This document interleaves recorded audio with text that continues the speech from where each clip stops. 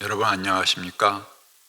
오늘은 예언서 21강 총체적 부패와 호세아의 사랑에 대해서 말씀드리도록 하겠습니다. 호세아는 아주 독특한 결혼 생활을 한 예언자입니다. 그는 하나님으로부터 음란한 여인 가운데서 아내를 삼으라라는 괴상한 명령을 받게 됩니다. 그 후에 창녀 고멜을 선택해서 결혼하게 됩니다. 근데 이 여인이 다시 매음굴로 도망가게 됩니다. 하나님은 재차 그를 불러들이라고 하십니다. 그래서 다시 매음굴에 가서 그녀를 불러들여서 생활하는 그런 예언자입니다. 이것은 예언자에게 있어서는 크나큰 위험이기도 하고 스캔들이기도 합니다. 또 거기서 난 자녀들에게도 아주 독특한 이름을 붙였습니다. 첫째 애는 이스라엘이라고 했는데 이것은 예후 정권에게 주는 메시지입니다. 이 이름으로 호세아는 예후의 손자인 여로보암에게 선언합니다. 이스라엘은 예후가 바알을 섬기던 자들을 모아놓고 그들을 잔인하게 살육한 장소입니다. 그래서 예후가 비록 야훼 신앙에 대해서 열광해서 행한 행위이지만 호세아는 이런 살육 행위를 비판합니다. 종교적 열정이나 이념이 인간의 생명을 뛰어넘을 수 없다는 것을 그는 보여줍니다. 둘째 이름은 로루하마입니다. 이것은 불쌍히 여김을 받지 못하는 딸이란 뜻입니다. 또 내가 다시는 이스라엘 족속을 불쌍히 여기지도 않고 용서하지도 않겠다는 의미로 자기 그 자녀의 이름을 그렇게 붙였습니다. 셋째는 아들인데 그의 이름은 로암이라고 했습니다. 이것은 내 백성이 아니다, 또 내 자식이 아니다 라는 그런 의미입니다. 어떤 부모든 자녀에게 가장 예쁘고 복된 이름을 붙여주기 마련입니다. 근데 호세아의 기괴한 결혼 행각과 자녀들에게 붙여준 이름은 우리가 상식적으로 이해가 되지 않습니다. 그러나 예언자의 이런 상징 행동은 그가 하나님의 말씀을 말이나 언어로 뿐만 아니라 그의 삶과 행동을 통해서 전하고자 했다 하는 온몸의 언어이고 삶의 언어라고 볼 수 있겠습니다. 이것은 가장 강렬하게 메시지를 전하는 예언자들의 몸짓 언어입니다. 호세아의 세 자녀 이름은 강력한 심판 예언을 말합니다.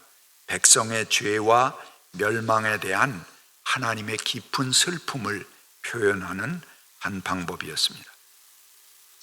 고멜이 다시 매춘부로 돌아가서 마침내 노예로 팔리는 신세가 되었습니다. 이에 호세아는 매음굴로 그녀를 찾아가서 몸값을 치르고 다시 아내를 맞이합니다. 이것은 이스라엘 백성들이 예배를 드릴 때 바알 숭배로 타락하고 백성들의 마음은 하나님을 향하는 대신 왕들과 군대들과 외국과의 동맹을 향해 있는 하나님을 버린 행위에 대한 상징이고 비유라고 볼 수 있겠습니다. 이스라엘에게 그 생존의 목적을 주는 것은 하나님과 이스라엘 사이의 독특한 관계였습니다. 그 관계를 나타내 보이라고 이스라엘을 선택하신 것입니다. 그런데 이 관계가 파괴되었습니다. 그렇다면 이제 이스라엘은 여러 민족들 사이에 계속 존속해야 될 근거도 사라져 버렸다는 것입니다. 신학자 올프는 호세아의 결혼을 특별한 창녀와의 결합으로 보지 않고 그 당시 이스라엘 백성에게 만연해 있던 성전 매음 행위의 일환으로 봅니다. 그는 고멜의 행동이 고대 근동의 이 자궁을 의미하는 거죠. 자궁을 여는 의식이라고 보았습니다. 그 의식에서 결혼 가능한 연령의 소녀는 거룩한 곳, 이 초야의 신부방을 의미하는 것입니다. 여기에 남신을 대표하는 제사장 또는 제의 보조원과 성관계를 맺게 됩니다. 이런 의식은 축제 때 신전에서 행해지게 됩니다. 이 신전 매음이죠. 제가 지난번 엘리야 할 때 설명드렸던 그런 그 성전, 성창 제도에 대한 이해입니다. 그래서 이런 의식은 축제 때 신전에서 행해졌고, 이런 결합 행위로 인해서 어린 소녀들의 태가 열리고 왕성한 번식력과 생식력을 갖게 되었다, 그렇게 여겼습니다. 야훼 신앙은 바로 이런 통속적인 이스라엘 사람들이 가지고 있던 통속 신앙과 대결합니다. 그래서 이는 하나님께서 우리에게 생명을 주시는 그런 원천이지, 너희들 그 바알 신앙 이런 그 신앙이 바로 생명력의 원천이 아니다라는 것을 보여주는 메시지입니다. 그래서 호세아는 자신의 결혼 관계를 통해서 인간의 죄악을 조명하게 됩니다. 호세아가 주로 강조하는 것이 하나님의 사랑입니다. 아모스는 상류층의 타락한 여인들을 향해서 바산의 암소들아라고 나무랬습니다. 이렇게 정의를 외치고 호통치는 것이 바로 그들이 돌아올 것을 가정하고 그들에게 희망을 걸기 때문에 아모스는 그들에게 호통을 쳤던 것입니다. 그래서 아모스는 부정부패를 제거하고 나면 대안사회가 올 것이다, 새로운 사회가 온다, 그렇게 생각을 하고 예언했다면, 호세아는 비판자의 차가운 심정이 아니라 이미 자기 자신도 그 악의 구조 속에 깊이 함께 한 몸이 되어 있다는 것을 인식하는 것입니다. 타락한 여인은 다름 아닌 자기 자신의 부인입니다. 아모스가 지탄하던 그 사회의 고발상은 이미 다른 존재가 아닌 호세아 자신의 가정 문제가 되어 있습니다. 그리고 자신의 자식들의 운명이 되어버린 것입니다. 이제는 예언자 자신의 문제가 돼서 예언자의 몸 안에 구석구석 박혀 있습니다. 이미 사회의 부정의는 구조적인 문제였고 자신 안에 깊이 내재되어 있는 문제였다는 죄에 대한 깊은 성찰이 호세아에겐 있는 것입니다. 아모스가 이스라엘 지도자의 타락을 이야기했다면, 호세아는 일반 백성, 민중에게도 공동의 책임이 있음을 강조합니다. 어느 누구 한둘의 잘못이 아닙니다. 전체 사회가 총체적인 부패에 빠져 있습니다. 아모스의 힘찬 비난은 가능성을 염두에 둔 것이지만, 호세아는 이스라엘의 가능성에 대해서 회의에 빠져 있습니다. 더 깊이 그 죄악의 구조적인 모습을 본 것이죠. 내적으로 갱신할 기회를 잃어버린 것을 가슴 아파합니다. 이런 사회는 철저하게 파괴된 후에야 구원에 이를 수 있습니다. 그가 국가 제2의 철저한 파괴를 예언합니다. 이것은 희망의 전제 조건입니다. 그가 철저한 파괴와 재난을 선포하는 것은 새로운 희망의 그루터기를 마련하기 위해서입니다. 희망은 하나님의 사랑에 근거해 존재한다는 것입니다. 아모스가 호통치는 반면 호세아는 간청합니다. 아모스가 강철 같은 인상을 주고 이스라엘 민중에게 무자비한 판결을 내리는 심판자의 인상이라면, 호세아는 그가 선포해야 할 잔혹한 심판의 말들 때문에 가슴 아파하고 애통해야 합니다. 그의 말에는 괴로워하는 영혼의 짧은 외침, 한마디 한마디에 고뇌하는 사랑이 담겨져 있습니다. 아모스가 정의에서 벗어난 인간의 행위에 초점을 맞춘다면 호세아는 하나님과의 관계에 초점을 맞춥니다. 불의를 행하는 그것보다 더 깊은 슬픔은 하나님과의 관계의 파괴입니다. 이스라엘은 고멜과 같이 자신의 남편인 하나님을 버렸습니다. 그것이 더 가슴 아픈 이스라엘의 죄악이라는 것입니다. 호세아에게 있어서 계약이라는 것은 이스라엘과 하나님을 엮어주는 조건입니다. 그러므로 관계가 깨졌을 때 더 이상 하나님을 이스라엘에 묶어두지 못합니다. 그러나 이스라엘을 향한 하나님의 사랑은 이스라엘이 행한 죄악에도 불구하고 그들을 포기하지 못하십니다. 호세아는 인간 세계 안에서 소생할 가능성을 보지 못합니다. 총체적인 난국과 부패를 새롭게 할 수 있는 것은 우리 인간 쪽에서는 가능성이 없습니다. 오직 하나님께서 베풀어 주시는 위로부터 오는 사랑입니다. 그것은 배제하고 잘라내는 것이 아닙니다. 호세아가 고멜을 끝까지 사랑했듯이 용서와 포용에 근거한 사랑입니다. 이제 누구 일부를 잘라내는 것으로 치유가 된다고 생각하지 않습니다. 이미 모든 것은 뼛속까지 스며 있고 체질화되어 있고 구조적인 문제가 되어 있습니다. 누구를 도려내면 새 세상이 오리라는 생각은 끝없는 전쟁터로 우리의 삶을 변화시킵니다. 그리고 서로 악의에 찬 증오만 쌓아갈 뿐입니다.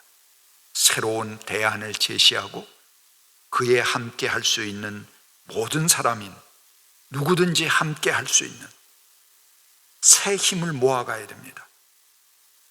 그간 쌓아놓은 악연과 나쁜 감정을 떠나서 새로운 뜻에 함께 할 수 있는 모든 이들과 힘을 합할 때 이스라엘은 회복할 수 있을지도 모릅니다. 호세아가 고멜을 끝까지 사랑하는 것이 아닙니다. 그 뒤에는 하나님께서 고멜을 포용하고 그를 맞아들이라고 하셨기 때문에 그 하나님의 주도권에 의해서 가능한 것입니다. 하나님의 사랑은 인간의 경험을 넘어서 다가옵니다. 우리가 얽히고 설킨 것을 풀어내기 위해서 과거의 연장으로는 불가능합니다.